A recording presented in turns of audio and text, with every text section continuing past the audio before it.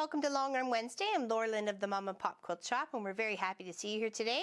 Today we're working on one of our creations that we've done here via our live streams on Sundays.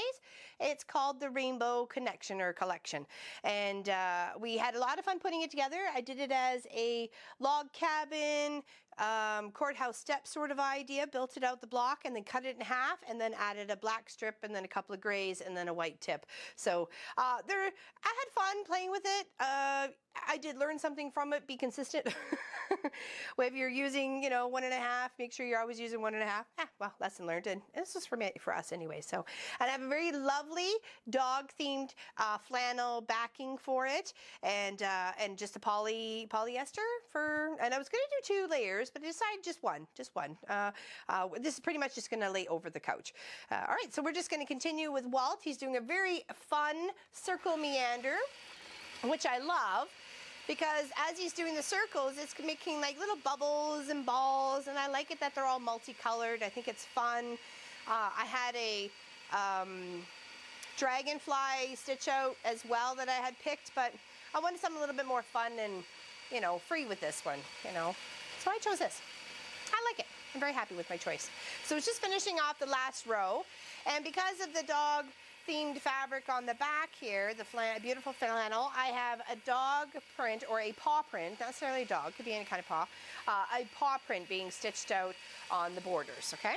So it won't take very long for Walt to finish up this part.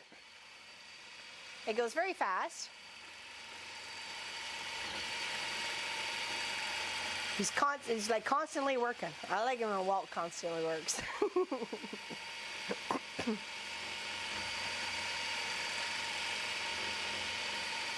I really like how all the colors came together. Normally you wouldn't put red and pink together, and you wouldn't put, pink and blues together, something like that. But when you put them all like this, and you put a very neat, unique pattern, I think it all kind of stands out. And it has a lovely design in it. It's kind of looked like a little maze. So, like I said, it won't take very long to stitch out. Smooth that over there. There we go. And I noticed I had one little corner that missed just a little bit there, so I'll have to come back with some little stitches to whip that closed. Oh, well, it happens. And some of these fabrics, that was the last of it. I didn't have any more, so it's nice to be able to combine them and with fabrics I still have in the shop here, and be able to make other things. This whole year of 2018 has been busting my scraps, busting my stash. I bought very little in regards to the projects that we were doing, either via weekend project or live streams, and I can't believe the year is almost over.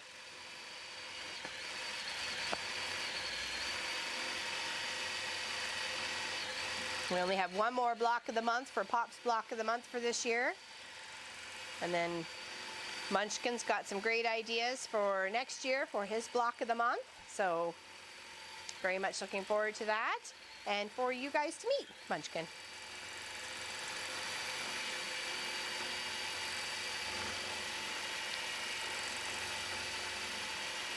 I really like how the color stands up against the grays and the blacks. It's kind of like the non-brights against the super brights sort of thing.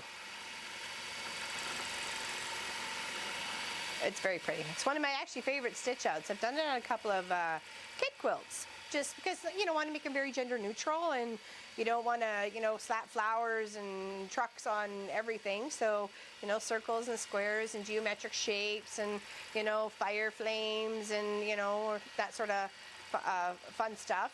I try to put mostly on kids quilts. And I thought, oh, how would this make this look, with all the circles? It's almost there. It's about halfway.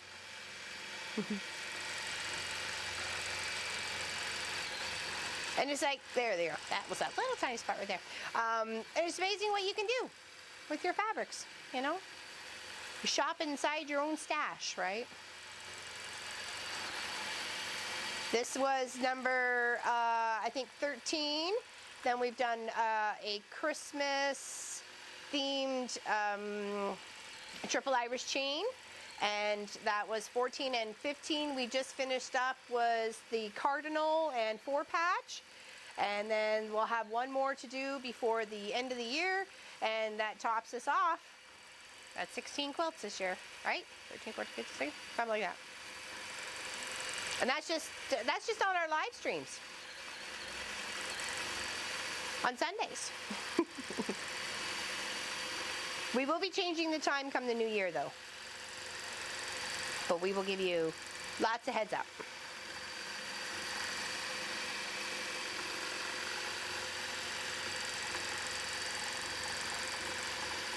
I love these purples together. Purple pink, that is like beautiful combination.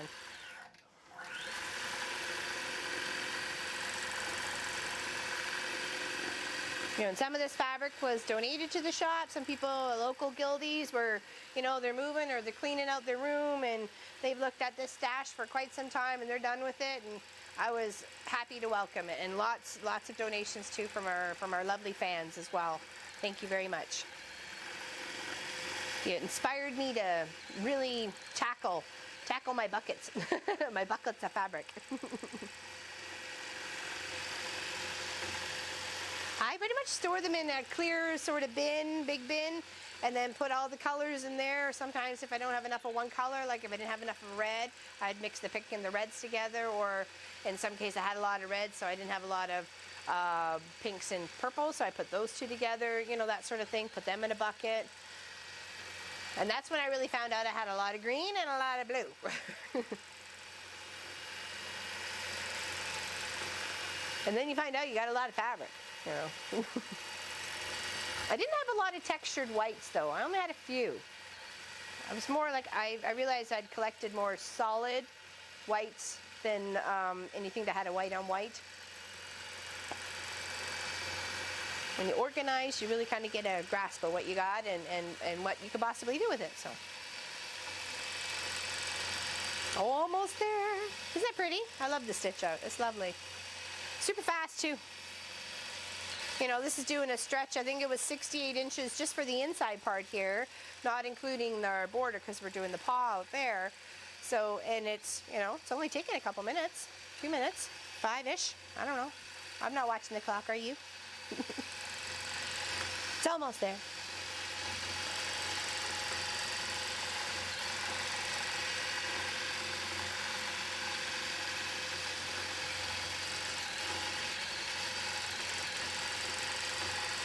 It's mesmerizing just watching him work sometimes. Him as in Walt. Well, he does such a good job too. And I like how you just get little peaks of colors there. It's like little mountains peeking out. This was actually a paper piece. We got an idea for it from a paper piece pattern in a magazine. But I thought, how can I adapt it to a way I didn't have to sew on the paper piecing, you know? I didn't want to, I thought, I have a bunch of fabric, how can I make it work for me the best way? So.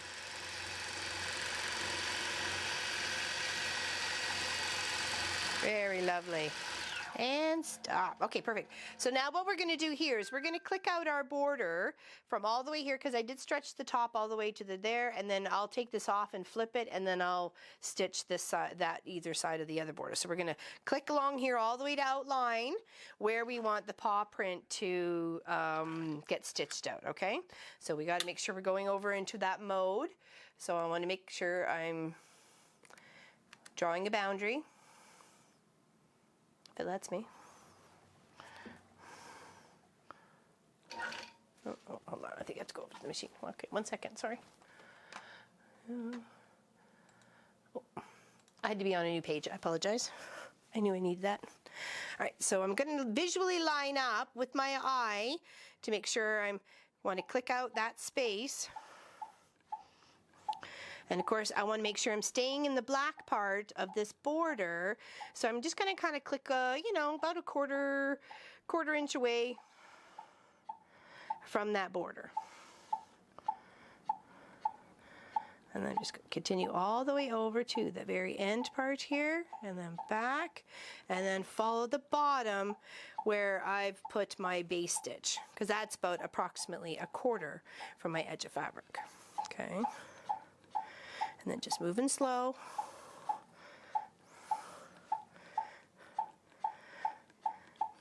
Okay, then we stop, and then we take the paw pattern that I put on the top, because it's just stitched in another another folder, and then I take it and I place it down here. And they're flipped and flopped, so it doesn't matter whether, you know, I flip and flop the pattern, but, you know, that could be something that you would want to definitely look at if you had to do that, okay?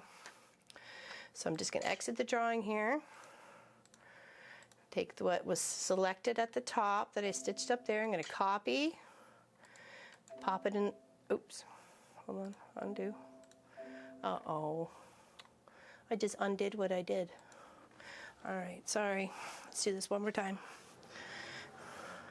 I was click happy. It happens.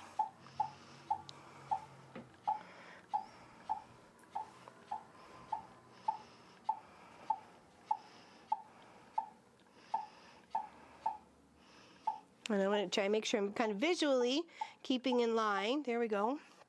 With the black. And just coming a little away from where the border is attached to the block. Okay.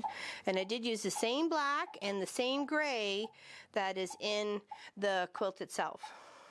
Okay. And of course the same white.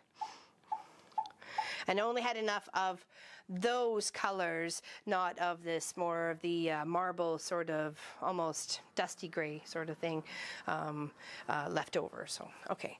So now we're going to exit, and now I'm going to paste the paws that I copied and put them in that spot. And then at this point is where if you needed to deal with the handles at all, like those are things that manipulate the pattern for you to fit. Like if you could see that it's a little bit kind of out of, maybe about, I don't know, 1/4 of an inch down there, but that's okay. We'll make it fit. And then up here, there. All right. And there. There we go. And then make it unsewn and then start quilting. And it's going to stitch out the paw. Awesome. Then we just got 2 more borders to do, and this is done. And I think I was going to, because I had enough batting all the way around, I was just going to flip. I'm going to flip the backing to the front. I'm probably going to cut about 1/2 inch to 1 inch of this batting, and then cut about 1.5 to 2 inches away on the backing, and do nice smooth even cuts, line my ruler up, and then just do a little flip to the front. So I give myself a little bit of this flannel, about a 1 inch little binding edge around the outside. I think that'd be kind of cute. And then I could just hand stitch it or just machine it. It doesn't matter. There we go. Isn't that a cute little paw print?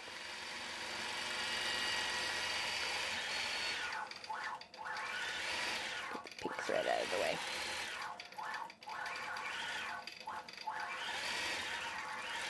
And then that's what's going to surround it. So, like I said, it's going on the couch. Easy to wash, easy to cuddle with. Doesn't matter. Got a lot of memories in here, that's for sure, with all these colors.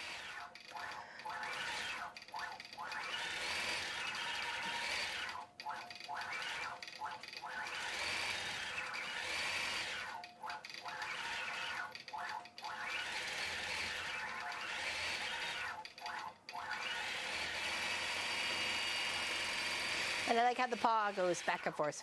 I think it's kind of cool. It's like walking on you.